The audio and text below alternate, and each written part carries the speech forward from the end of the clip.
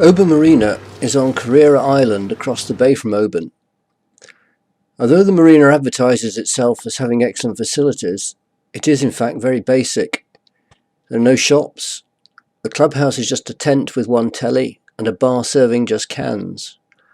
One guy cooks food in a small tent and serves it in a bigger tent.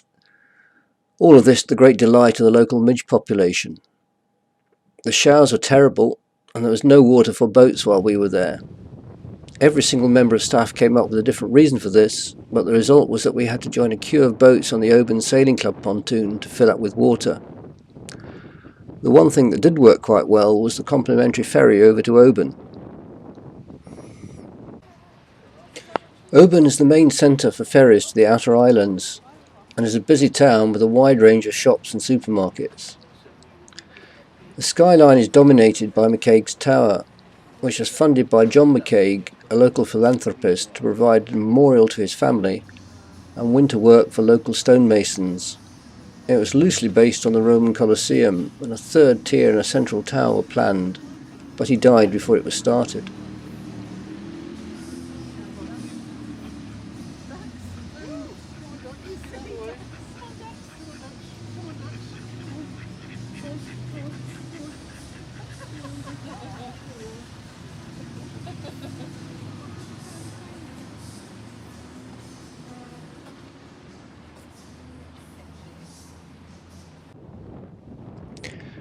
Gylen Castle is a ruined keep that has stood sentinel over the narrow entrance to the sheltered bay for around 600 years.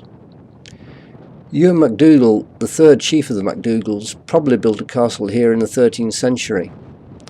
The existing castle ruins date from the 15th century. The Marquess of Argyll captured the castle in 1644, but it was returned to the MacDougalls in 1661. In 1746, the MacDougalls abandoned Gylen Castle and built Gylen House just downhill from the castle ruins.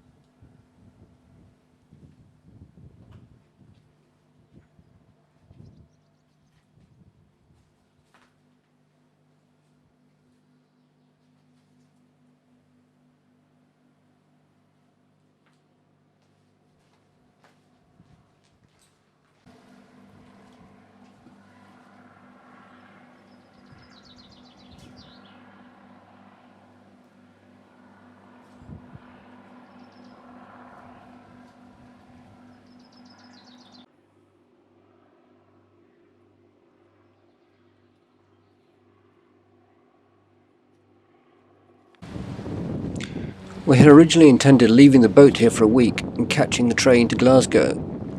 It was just as well we revised the plan because there had been a crash on the line and the train was out of action for nearly a month. That meant the flying boat from Glasgow was doing a roaring trade. It's certainly the way to arrive at your boat in style.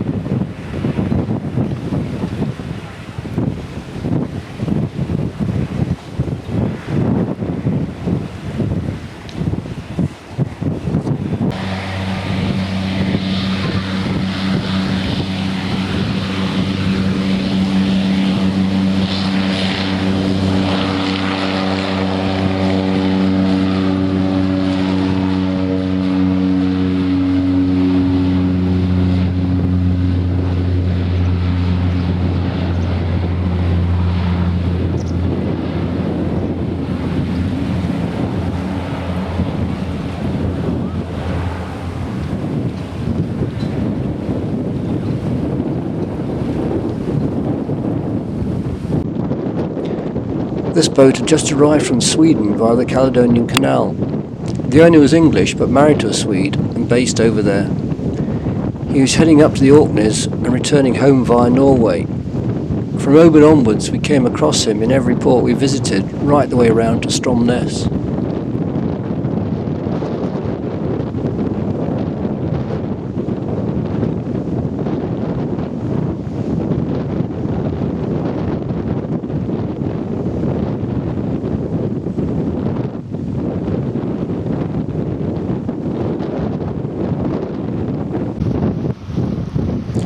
The ferry is just coming in from the Outer Hebrides, with the sound of Mull in the background.